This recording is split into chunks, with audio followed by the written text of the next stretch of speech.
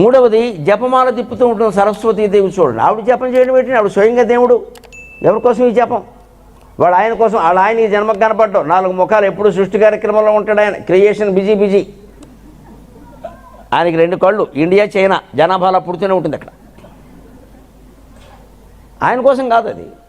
అంటే నువ్వు ఎంత సంగీతం నేర్చుకున్నా, ఎంత విద్యావంతుడివైనా, ఎంత స్వచ్ఛంగా ఉన్నా ఇదంతా ఎందుకు అంటే జపతో నాస్తి పాతకం, చివరగా మోక్షం పొందడానికి, ఆత్మజ్ఞానం పొంది మోక్షం పొందడానికి. అందుకని అమ్మవారే స్వయంగా జపమాల పట్టుకుని తిప్పుతుంది.